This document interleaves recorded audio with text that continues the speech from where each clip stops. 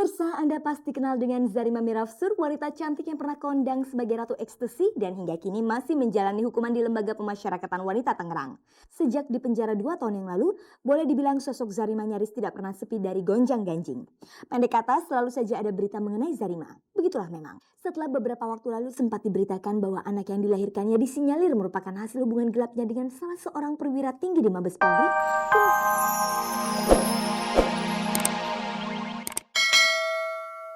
Ya saya menyesal aja gitu belum ngasih dengar ke dia. 3 hari yang lalu. Enggak, dia pada saat itu Mas Embong udah sulit berbicara. Sebagai musisi, Embong memang memiliki perhatian yang tinggi kepada teman-teman yang usianya lebih muda darinya. Begitu pula terhadap kawan karibnya Gilang Ramadan. Kepada Gilang, tidak jarang Embong memberikan nasihat. Lantas, apa saja nasihat Embong yang hingga kini masih tertanam di benak Gilang? Ya pokoknya mesti semangat terus, saya main musik katanya jangan sampai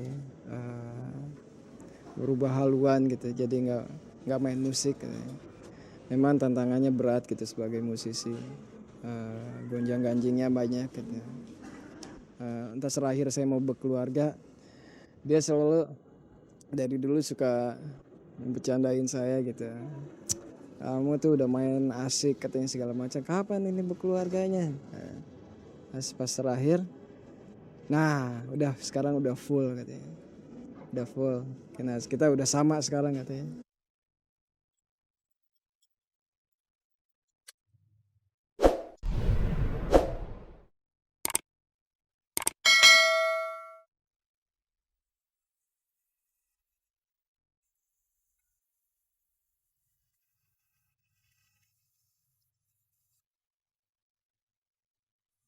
Pemirsa, selama bulan Ramadan ini, Bintang Group kembali mengadakan acara Cinta Ramadan di sejumlah masjid dan yayasan panti asuhan. Sejumlah artis pun turut berpartisipasi dalam acara tersebut.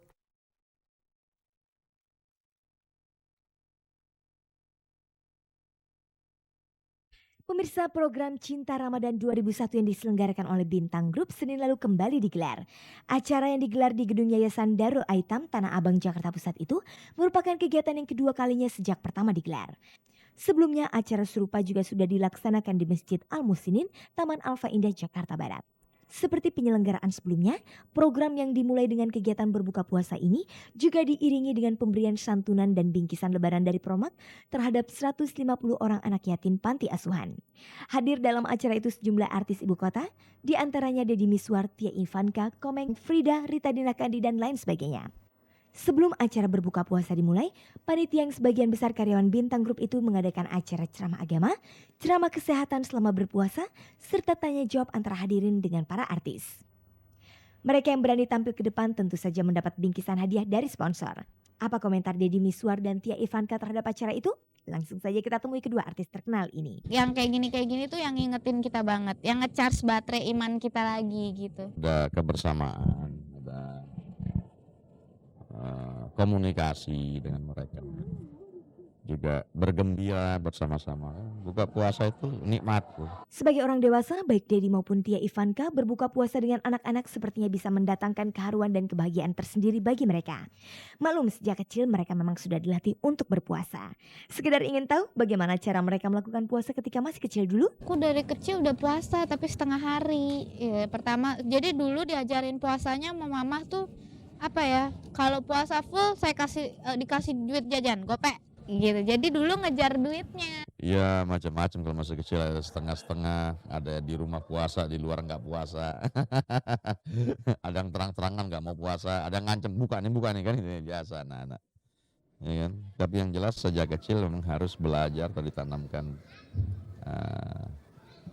bagaimana menjalankan puasa di bulan Ramadan.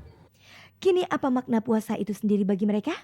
Ya kita di sini diwajibin puasa, itu nggak ada kata enggak. Semua Muslim tuh diwajibin puasa.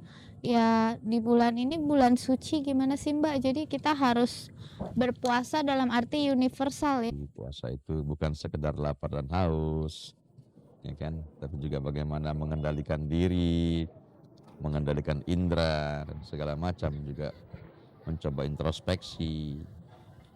Sekaligus juga sebetulnya bagaimana kita bisa selalu mengingat Allah. Impian apa saja mereka ingin gapai setelah puasa ini? Saya pengen dibersihin aja hati sama pikiran saya. Keinginannya cuma satu, janjinya takwa. Cuma satu. Itu saja. Karena itu yang jelas Allah janjikan. Berpuasalah di bulan Ramadan sebagaimana diperintahkan atas orang-orang yang terdahulu agar kamu takwa.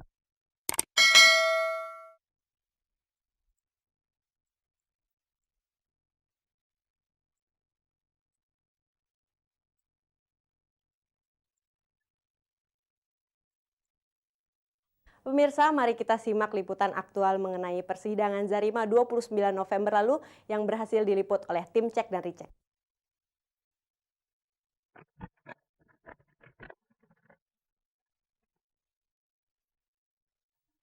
Pemirsa, Anda pasti kenal dengan Zarima Mirafsur, wanita cantik yang pernah kondang sebagai Ratu Ekstasi dan hingga kini masih menjalani hukuman di Lembaga Pemasyarakatan Wanita Tangerang. Sejak di penjara 2 tahun yang lalu, boleh dibilang sosok Zarima nyaris tidak pernah sepi dari gonjang-ganjing. Pendek kata, selalu saja ada berita mengenai Zarima. Begitulah memang. Setelah beberapa waktu lalu sempat diberitakan bahwa anak yang dilahirkannya disinyalir merupakan hasil hubungan gelapnya dengan salah seorang perwira tinggi di Mabes Polri, kini Zarima kembali membuat berita. Kamis tanggal 29 November lalu, Zarima menjalani persidangan sehubungan dengan permintaannya untuk melakukan peninjauan kembali terhadap kasus kepemilikan syabu-syabu atas dirinya. Pengajuan PK itu dilakukan Zarima karena masa tahanan yang telah dijalaninya selama 2 tahun hingga kini belum jelas kapan akan berakhir.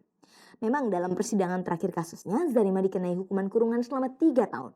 Tetapi Zarima mengaku barang bukti syabu-syabu yang ditemukan polisi bersama dirinya di Hotel Merkur itu bukanlah miliknya, tetapi milik seseorang bernama Yance. Itu sebabnya setelah menjalani hukuman selama 2 tahun, Zarima menginginkan adanya PK terhadap kasusnya. Kenapa ada keganjilan yang sangat prinsip dalam penegakan hukum?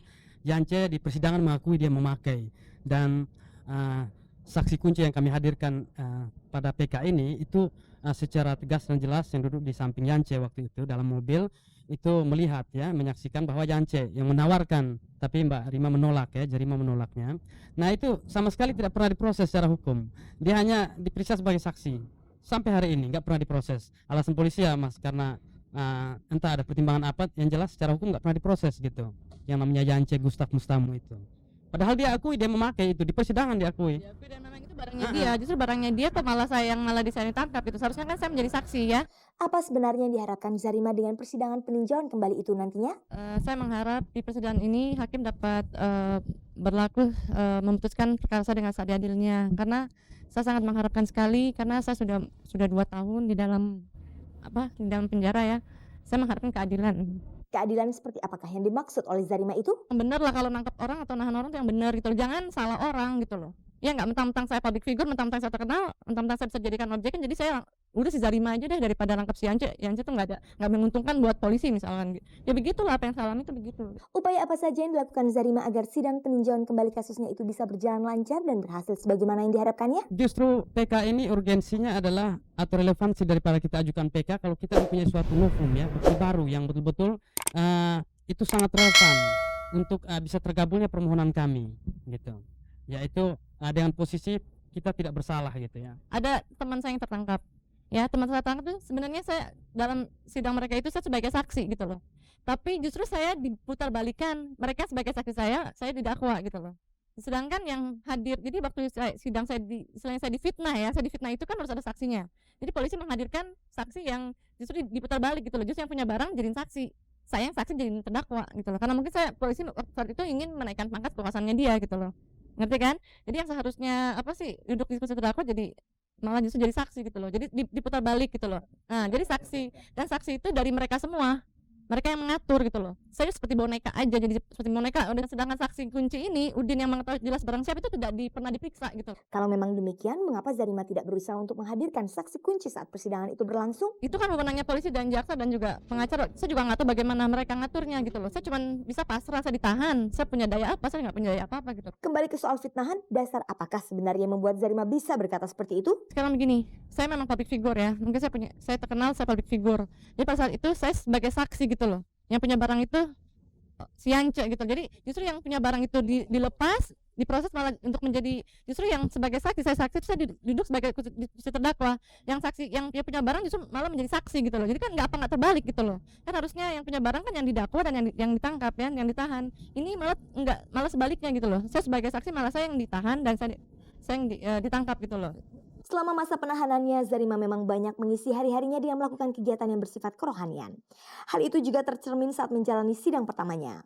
Zarima tampak membawa buku bacaan mengenai bimbingan rohani yang bersumber dari Al-Quran dan hadis Nabi.